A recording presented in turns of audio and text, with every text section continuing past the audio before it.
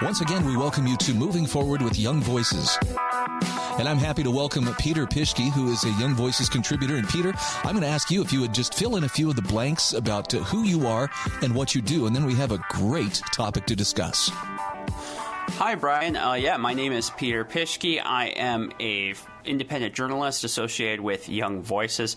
I write a lot on disability and health issues, but I also cover tech a fair amount, as well as cultural stuff. You might have seen my writing at The Federalist or elsewhere. And today I'm excited to talk about the problems of big tech and certain legislation that I don't think are going to help matters much. You know, I'll admit, I have beef with big tech. And I feel like in many ways, big tech has partnered with government or is colluding with government to silence, voices of dissent.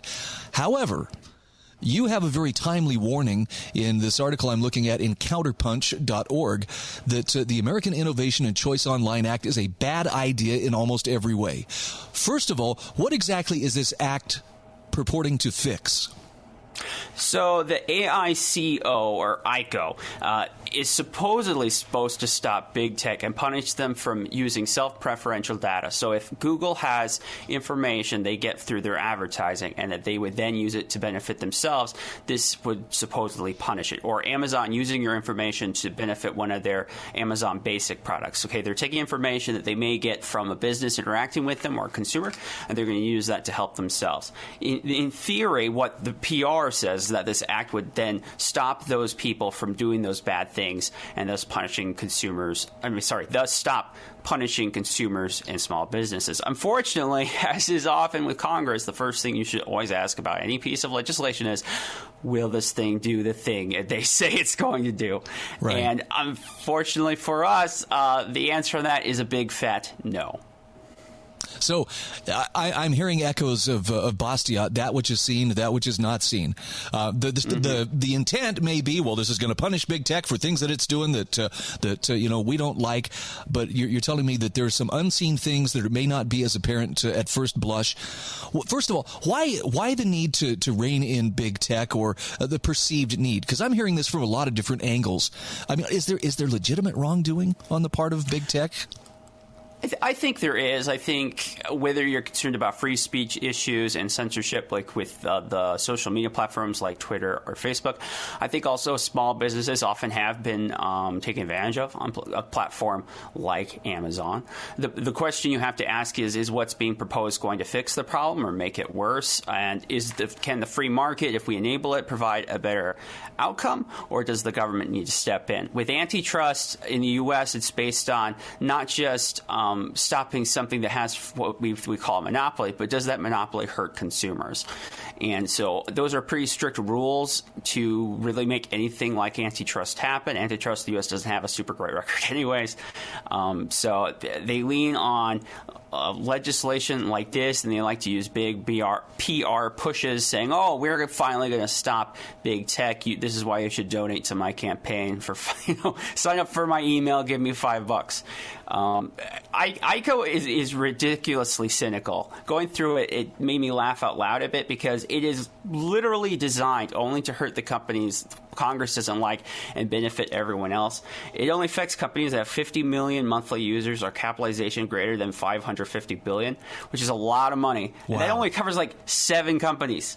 So they're just the big ones they don't like. So like Facebook, which is now Meta, Amazon, Apple, Microsoft, Alphabet, etc. But it lets people like brick and mortar, like Walmart, which is a juggernaut unto itself, get away. It doesn't affect a company like PayPal. It's basically designed so that it benefits the company Congress kind of likes and it hurts the companies Congress doesn't. And the punishment is, here's the crazy part, the punishment for it is such a vague mechanism that, one, they don't define what unfair behavior is. 2, the punishment is up to 15% of all yearly revenue for a company. 15%. I mean, that's hugely exorbitant. That's a lot of money. And the disincentives that come from this, when you don't have a clearly defined thing that you're going to do wrong, when it's the Federal Trade Commission and they get to decide what is wrongdoing, and 2, it's going to be such a high punishment. Basically, it tells a company like Amazon or Apple, hey, we are just not going to bother with this stuff anymore. So gone is Amazon Basics. Gone is some of the protections you get with a platform like iOS. When they work with smaller companies or providers for services or programs, their incentives to go for that are just wiped away. And so there's a good chance that if this thing were to become actual law, and it has a decent shot of doing it, this and a few other bills that are also terribly bad, the damage it could do for consumers and for tech freedom generally is opposite than what we've been sold on by the members of the Senate that have signed on to this bill. So I don't want to sound cynical, but I have to ask, who is sponsoring this legislation, and who are the special interests that may be behind, sponsoring this kind of legislation? In other words, who benefits? There are big-name Democrats and Republicans on it. Senator Chuck Grassley is a major co-sponsor. Another one that's up there is Senator John Kennedy.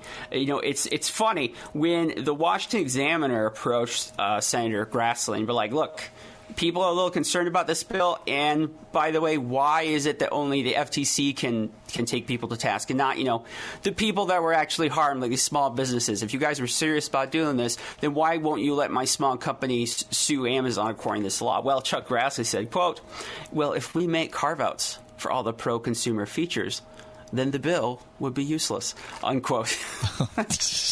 So who are the people that benefit? So it's going to be big companies. It's just not the biggest companies. So PayPal is a massive behemoth. I live here in Sioux Falls, but I've also lived in Omaha. PayPal's huge in Omaha. That's a major, big company. It's basically they just really want to hurt the big online ones that everyone likes to talk about, FANG, etc. But it doesn't. I mean, there are a lot of bad players, and there are a lot of players in big tech, and this one, it just, it's just picking winners and losers. I mean, nothing new there. Okay, Peter, tell me this. Why don't we turn to the market more? I mean, are there places, in your opinion, where it's legitimate for government to step in with antitrust actions? Or is this something that could be better solved through the market itself and people simply saying, you know what, that's not fair, we're not going to give our business to these companies?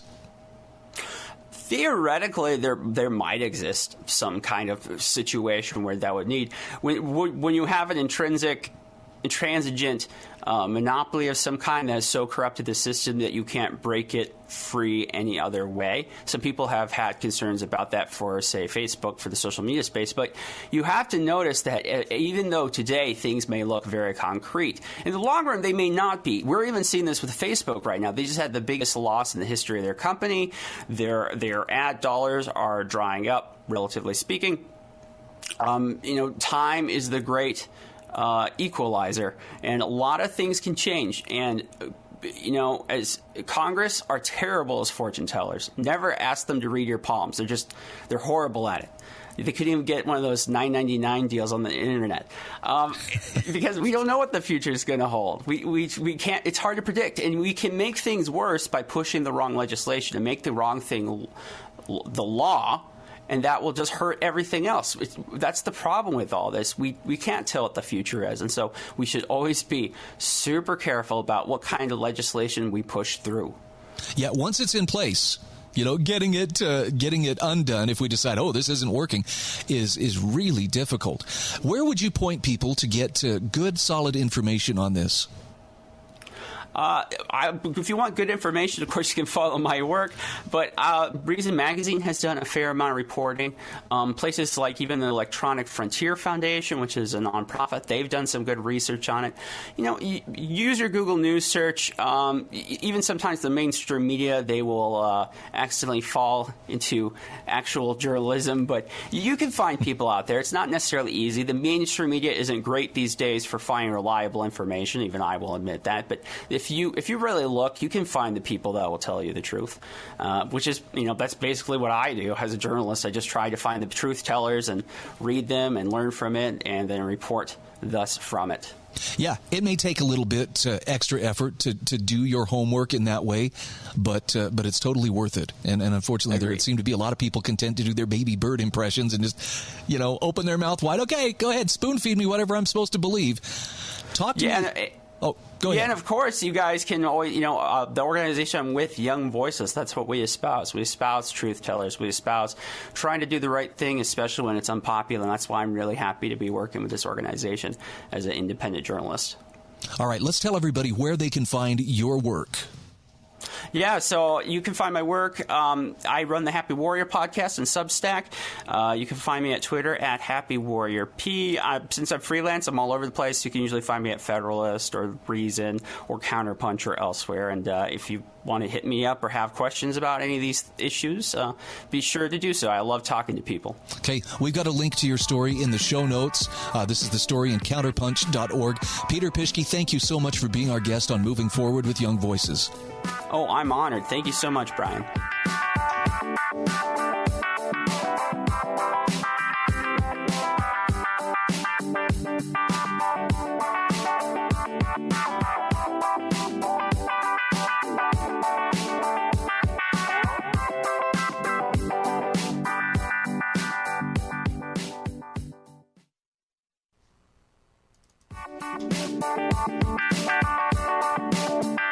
Welcome back to Moving Forward with Young Voices.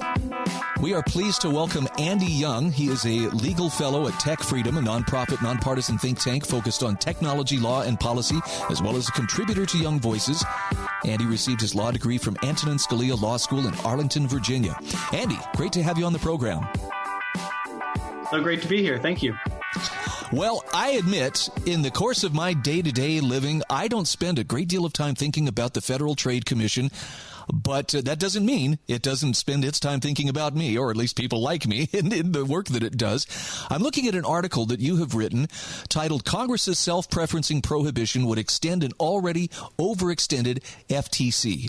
And Andy, to start out, for people like me who don't make this part of our daily dinner table conversation, what exactly does the Federal Trade Commission do?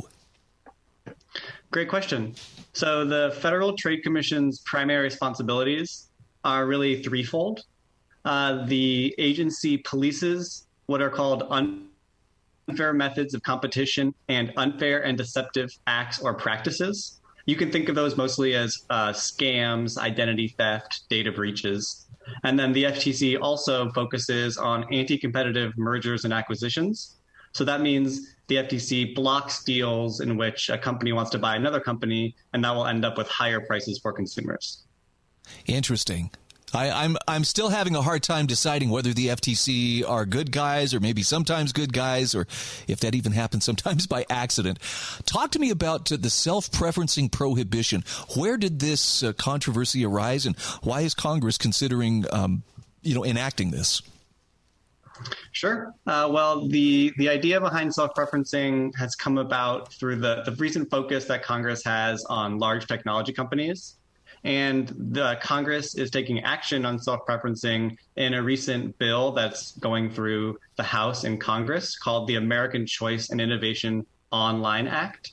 And the bill describes, or rather defines, self-preferencing as giving preference to one's own products on a technology platform, or excluding or disadvantaging competing products that are also trying to compete on that platform. Basically, the idea of self-preferencing is Google promoting its own products over others when you search for something on Google search results, just for example. Okay, no, that's an excellent example. Let me ask you this. In your opinion, what is the threshold, or what's the point where the FTC rightly should be stepping in and exercising its authority? I like to think of the FTC's responsibilities kicking in when there's a clear harm to consumers. So when consumers are being harmed, or prices are being driven up, or they're being excluded from certain types of certain options in the competitive marketplace, that's when the FTC should step in. Whereas with self-preferencing, it's a newer phenomenon, and it's actually unclear whether the self-preferencing really harms consumers. A lot of the focus for self-preferencing is on competitors. how are competitors to Google and Amazon being hurt by the self-preferencing. But there's actually more research that needs to be done, in my opinion, on whether consumers are being harmed, and like you said, whether that threshold is being crossed into FTC land. Well, can I ask who was the originator of this self-preferencing prohibition? I'm just trying to get a feel for where the opposition, to where the perception of a problem is coming from.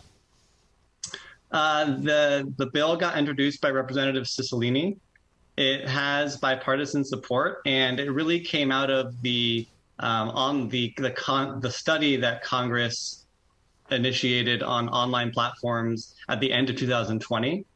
And in that report, there were some examples of Google and Amazon promoting their own products over competitors that were trying to rise up on the platform or sell their own products on Amazon and Google's platforms. And politicians have really honed in on that study and those couple of examples of self-preferencing harming competitors. But again, there's not been too many examples turned up or really hard evidence turned up of consumers that have been suffering from Amazon Basics being promoted on Amazon searches, for example. Now, Andy, you make a strong case here that the FTC already has an awful lot on its plate, and that this would risk putting them, even into greater, work stress or a greater workload than they can handle. What are some of the things right now that are taking up the majority of their time? Great question. So when President Biden, when he came into office, one of the first things he did is he swore in Lina Khan, who is the new chairwoman of the commission. And since then, the commission has really set out to aggressively reform a lot of U.S. competition law. So the agency has described a tidal wave of merger filings that the agency is currently facing. So it's looking at tons of deals and deciding whether these mergers are anti-competitive. The agency also recently set out on a rulemaking expedition to decide whether it wants to create rules and regulations on contract terms that may harm competition, specifically non-compete agreements and exclusive contracts. The FTC currently has open cases against Facebook regarding the Instagram and WhatsApp merger, and the FTC recently sued NVIDIA Corporation for its acquisition of ARM's holdings. I could really continue. That's just a few things on my little bullet-pointed list here, but the agency certainly has its hands full. Most of those activities I described are protecting consumers, like I initially mentioned, blocking mergers. But now with this bill, Congress is asking the FTC to somewhat shift its focus to this self-preferencing. And I think that shift in focus will ultimately harm consumers. Wow. Now, one of the things you point out here is that the FTC is already, stretched. But I'm curious, are there special interests? For instance, this sounds like it would be a great thing for lawyers, and that if there's more action in the courts, why the lawyers are going to do really well. Are there other special interests who are players in this particular controversy? I think so. I think honestly, the competitors that work on these platforms, there's opportunities for opportunistic plaintiffs to take a look at this bill and see that their products are not selling well or not trending well on Google services or on Amazon services, and then use the bill as an excuse to litigate and try and force Google and Amazon to promote their products in the same way that those companies promote their own products. And the bill really invites the FTC and courts to sort of look at algorithms and ranking of content on these internet platforms and really sort of look for negative reasons why the technology companies might have ranked certain content in certain ways when really it's not anti-competitive conduct. There's just a lot of inputs that go into these algorithms, and ultimately the algorithms spit out that one product should be ranked higher than another. I think there are opportunities for opportunistic plaintiffs. And yeah, go ahead. You also point out that, it's not a matter of, the FTC's just sitting around with time on their hands. It's, they have plenty to keep them busy. But it sounds like the attitude of those in Congress who are pushing this particular legislation is not even so much to give them more resources, to do the work they're already doing, which I think you point out there's some things they do that actually are that are necessary or at least beneficial. But this is more like just throwing money at them and saying, hey, by the way, while you're at it, go ahead and do this as well. Well, it's interesting because they're actually not throwing more money at the agency. Oh. So not included in this bill. There are some attempts to give the agency more resources, but they're not included in this bill specifically. So the American Choice and Innovation Online Act is really just saying, hey, FTC, in addition to what you're doing, we would like you to take a look at self-preferencing. And there are no additional resources attached to that request, which is why I think it's truly distracting from the FTC's core responsibilities of protecting consumers from prices going nuts. Is there also the danger that that legit innovation could be curtailed or at least discouraged by this? I think so. And that's the point I was getting to a little bit earlier. There's a lot of inputs that go into these decisions of how to rank products and how to rank content on internet platforms. If Google and Amazon turn around and are suddenly afraid that they're going to be accused of self-referencing their products, they might certainly slow down innovation in terms of creating algorithms that surface the products and contents that consumers want to see. They might put a lot less emphasis on showing consumers what they want to see and a lot more emphasis on protecting their butts lest they get accused. Again, we are talking with Andy Jung. He is a Young Voices contributor. Andy, where can people find your work? People can find my work on my Young Voices bio and soon coming out on National Review.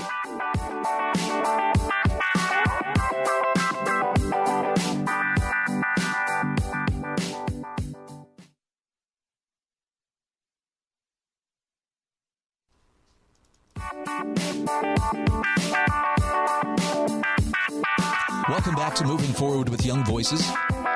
Very happy to welcome Josh Crawford, who is a Young Voices contributor. And Josh, I'm going to ask you to toot your own horn here for a moment. Tell our listener a little bit about yourself, who you are, and what you do. So I am the executive director of Pegasus Institute. We're a public policy think tank located in Louisville, Kentucky. We do public policy research and advocacy on everything from urban violence to tax policy. Okay, very good. This is a really timely topic, and this may not necessarily be good news, but I'm seeing stories left and right about how the crime rate has been ticking upward for the last couple of years. And it's so ironic because we've also heard a lot of cries to defund the police, over that time as well. Your article in townhall.com is titled "Biden's Efforts to Refund Police Won't Be Enough to Reverse Rising Violence." And let's talk a little bit about, first of all, can we kind of quantify what that rising violence looks like? Is this primarily in major metropolitan areas, or are we seeing this in rural areas as well? Yeah, so it is all over the country, but it is, of course, concentrated in urban centers. One of the interesting things about this particular increase in violence is it is at its most extreme in sort of mid-sized cities in the middle of the country. So traditionally violent places like New Orleans and Detroit, homicides are up, but not as significantly. The large coastal cities like New York and LA, things are up, but not as significantly. It's places like Louisville and Birmingham and Minneapolis, Minnesota, and so forth, where we're seeing the most extreme increases. Any ideas why that violence is on the uptick? Yeah, so it's sort of a cavalcade of factors that have come together in a really negative way. Things have been increasing since about 2015. That coincides with some changing in some police policy across the country related to what's referred to as self-initiated police activity. That is everything that law enforcement does that's not a response to a call for service, right? So it's motor vehicle and street stops, but it's also what is broadly thought of as community policing, right? Interacting with the public, checking in on stores, checking on abandoned buildings, things like that. That falls off a cliff in the country in 2015, and we see a direct response in increasing in homicides. Obviously, over the last couple of years, COVID-related lockdowns and additional changes in police practices that further remove law enforcement from the community have exacerbated that. And then you pile on top of that general sort of anti-law enforcement attitudes, politicians who are either actively involved in defunding the police monetarily or who are at least parroting the talking points of defunding the police. And so there are huge recruitment and retention problems with law enforcement. All of this left a huge gap where criminal street gangs, who are the primary problem when it comes to violence across the country, could really take up the vacuum that created. And that's one of the things I wanted to get a little bit of clarity on as well was where is this primary push for defunding the police coming from? Politicians, I know, are pretty quick to jump on a bandwagon if they sense, oh, it's a trend, I need to get ahead of it. But is it coming from the political class or is it coming from somewhere else? Yeah, it is primarily coming from the activist class, from individuals who are really sort of removed from the negative consequences of these policies. Defund the police polls better with liberal suburban whites than it does in most inner city urban neighborhoods. Polling on law enforcement presence in neighborhoods, African-American respondents actually respond with higher rates than white respondents do that they would like to see increased police presence in their neighborhoods. Now, that doesn't mean that they're totally happy with the way things are going as it relates to law enforcement. It doesn't mean they don't want certain changes, but the wholesale removal of law enforcement from neighborhoods is much more unpopular with urban black voters than it is suburban white voters. And again, just to put this into perspective, how much of a decrease in funding have we seen taken out of police budgets in the last couple of years? So in 2020 alone, you're talking north of $800 million. Wow. Which when you're talking about federal deficits in the trillions, millions seems pretty small, but you spread that across individual cities, you're talking about significant reductions in resources to those departments. Interesting. Now, are there any other calls to get more federal involvement? I'm curious if there's some at the federal level who see this as an opportunity, perhaps to have even more federal influence, if not control, within local police departments. Are you hearing anything along those lines? Yeah, absolutely. The protection of public safety and the preservation of public order in this country is primarily the responsibility of local police departments enforcing state laws. That does not mean, however, that there is not a role for the federal government to play, whether it be through the allocation of funds to local police departments, which they've done on several occasions in the past, or if it is the direct prosecution and sort of joint agreements between entities like the FBI, DEA, and so on, and local police departments. Those can be very valuable tools for local law enforcement to combat some of this. And some of what you've seen in some of the more progressive cities that have adopted some of these negative policies is increased call for the feds to sort of step up. And there's benefit to that, but there's, of course, downside to that as well, because the federal government is just further removed from the needs of those individuals than the local department is. Is there any danger as well with those, if, for instance, federal funding is being directed to these departments? It seems like most funding that comes from the federal government always comes with qualifications or other strings attached. Yeah, so in the past, I would actually argue that money has not come with some of the necessary strings attached. And so there have been examples in the past of departments who have basically used that money to supplant local dollars. And so what they've done is cut local funding and just kept funding at pace with these federal dollars rather than their intended purpose, which is to actually plus up officers and things like that. And so what the federal government probably needs to do in these instances is to mandate that these funds be used to hire new officers, not supplant existing funds, because you don't want these local departments to become so dependent on federal dollars just for baseline operations. You want those dollars to be used to expand and improve, not maintain. Well, and it seems like there's also the challenge of how to strike that balance. If I don't want to see everything become a police matter, and so right. I think you can have too much of a good thing, but at the same time, there seems to be a very strange dynamic. For instance, a lot of the people who were rioting in the summer of 2020, had, for instance, I'm just going to use Portland, Oregon as an example. People who were arrested for trying to burn police stations and courthouses and so forth were bailed out and faced minor charges for the most part, it appears. That seems to send a message that some forms of protest or violence in the form of protest are going to be tolerated, while others, like the people who walked into the Capitol on January 6th after it was open, that's treated like, a dangerous insurrection. Yeah, I think that folks need to be able to look at both instances like that, right, and say that the use of violence as a form of protest is both inherently un-American and unacceptable from a law enforcement standpoint, right? And regardless of one's political views on the validity of one versus the other, it was sort of interesting to see the way that all played out. The people who were making excuses for the riots of 2020 being aghast at January 6th, and many of the same people who were aghast at the riots of that summer making excuses about January 6th. I think that the rule of law demands that we preclude violence as a means of protest. And I think that the way that has been dealt with, or rather not dealt with across the country, is absolutely a contributing factor to some of these kinds of things. If you look at a city like ours in Louisville, we've had 2 straight years of record-setting homicides. We just had the front runner for mayor. There was an attempted assassination in his campaign office.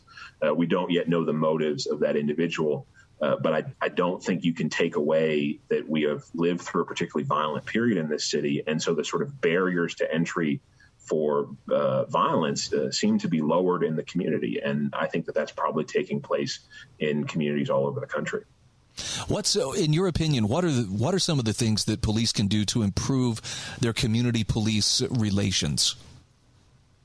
Yeah, the first thing that they can do is what's referred to as intelligence-led policing, and the recognition that the overwhelming majority of violence is committed by a very small number of individuals. In most cities, about 0.5% of your population is responsible for more than 50% of your violence. About 5% of offenders are responsible for about 50% of your violence. That's a much more manageable population to police than an entire city is, right? Most of that violence takes place within the subcontext of gangs or street groups, and it is interpersonal in nature. It's beefs about respect, reputation. It's retaliatory violence for previous violence.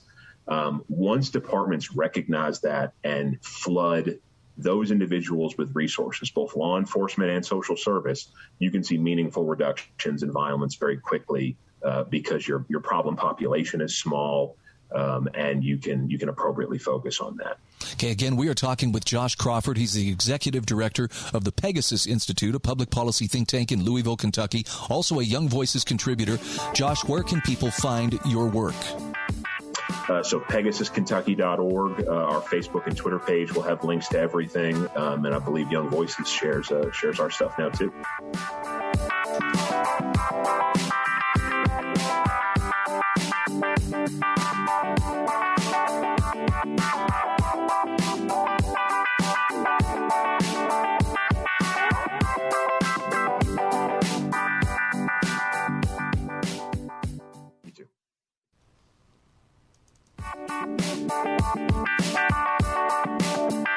And we welcome you to our 4th and final segment of today's show of Moving Forward with Young Voices.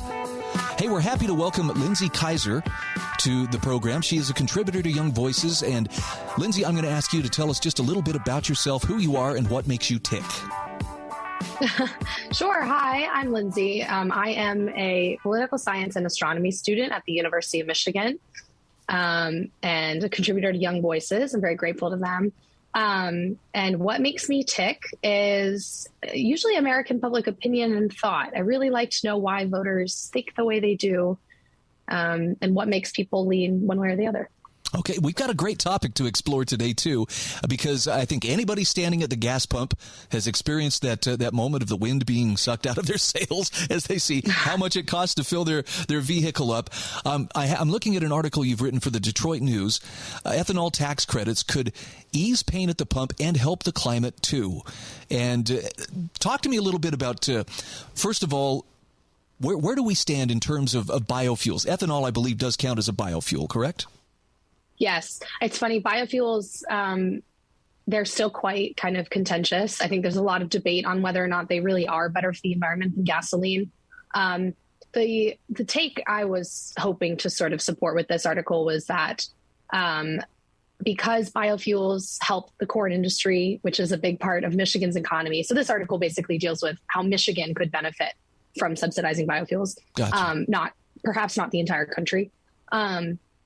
But yeah, it helps, with the corn industry. It helps people perhaps see lower prices if we're supporting gasoline retailers, which, as the article mentions, Michiganders are paying $1 a gallon higher than last year.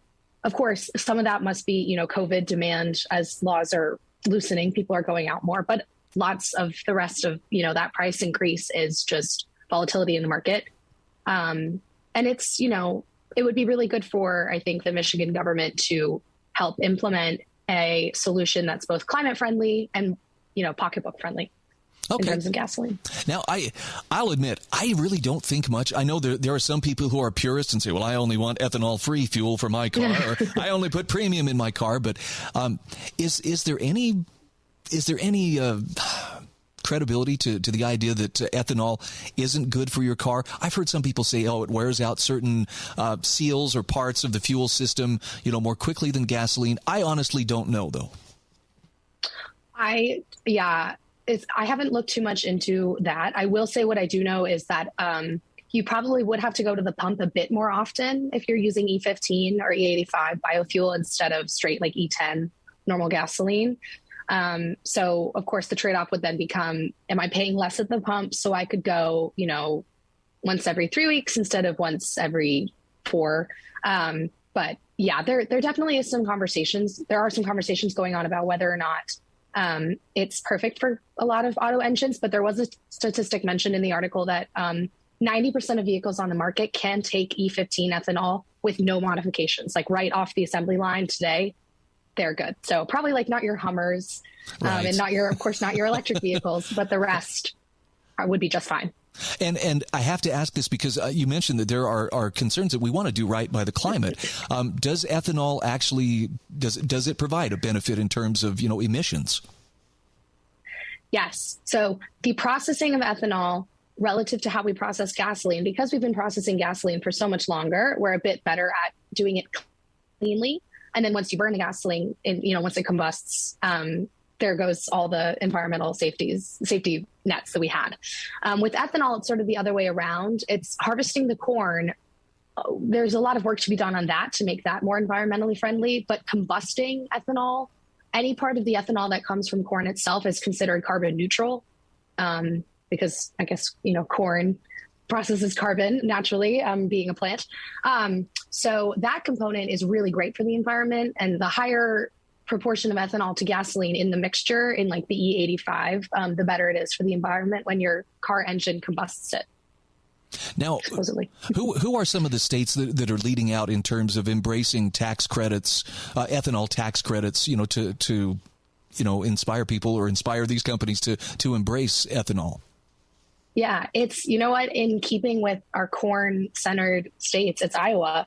Iowa's the biggest push for this legislation, both at the national level with their U.S. House Rep, Cindy Axne, I believe, I don't know how to pronounce her last name. And at the state level, Iowa's really big on biofuels. It's something that they've dug their heels into recently. And I think it makes the most sense for states that grow, a ton of corn. Michigan alone, $1 billion of their yearly GDP comes from corn production and sales. So it would serve them well. Perhaps states like Florida may not be so keen on implementing biofuels tax credits at this time. Now, I have to ask you, Lindsay, in your opinion, is it better to approach this at the state level, or is this something that requires a top-down federal kind of approach? Yeah, that's a great question, Brian. I definitely believe the state level is much more effective. As I said, Rep. Axne from Iowa, the legislation she sponsored was bipartisan. It was signed both by Amy Klobuchar and John Thune, and it went nowhere because there's a lot of distracting conversations going on at the national level. A lot of foreign affairs is very important right now. So things like biofuels that definitely should be researched further, but also could get a jump start with government funding should definitely start at the state level. Are there other sources through which biofuel can be made? A long time ago, I had friends who were really into making biodiesel, and they would go get, the used fry oil from various restaurants and convert it into diesel fuel. Are there other efforts besides just ethanol that are being, explored in terms of creating cleaner burning fuels? I certainly assume through the Renewable Energy Association, they are looking into that. Michigan has not proposed any legislation dealing with other types of biofuels, and I don't believe the U.S. House has either. But but it certainly seems plausible. I mean, it's just that we have such an abundance of corn. I mean, we subsidize it nationally, for God's sake. We might as well just keep making more, right? So I think that's where this push for biofuels is coming. But it would be very, very interesting to see if there's another option for something to mix with gasoline to make cars more efficient, to lower prices, or to help the environment. And you can also tell a lot about a particular piece of legislation or a particular policy by who is opposing it. Are there special interests that are opposing ethanol, and who would they be? That's a great question. I can't say I'm too well versed in who is opposing this legislation, other than a lot of auto owners claiming that it won't do well for their vehicles. I would assume that like gasoline retailers would be thrilled to get a tax credit of any sort, especially during the current gas prices. But yeah, and since this legislation in Michigan, the Senate Bill 814 is what this article deals with, that was bipartisan as well. It was sponsored by a Republican, but it was co-signed by some Democrats as well. I would assume that there's not too many interests against it, other than we don't know that much about biofuels and how that would affect the gasoline use. Well, it sounds like this is fertile ground, for those who are interested in clean energy to explore. You mentioned that Michigan is looking at, a clean fuel standard by 2050? Right. Right. Yes, that was one big thing for Gretchen Whitmer in her campaign. I mean, that's a ways down the road, but what exactly do they hope to have in place by the year 2050? The governor, Whitmer, wanted to neutralize state carbon emissions along with other clean energy sources supporting clean energy. But it was interesting to hear her say that because the commitment that she made is in its beginning stages, right? With a lot of working groups being formulated and a lot of things that, in my opinion, are just sort of a big bunch of nothing. You can have a bunch of, scientists sit in a room and discuss, what should we do by 2050? But at the same time, like, people are seeing the impacts of climate change now.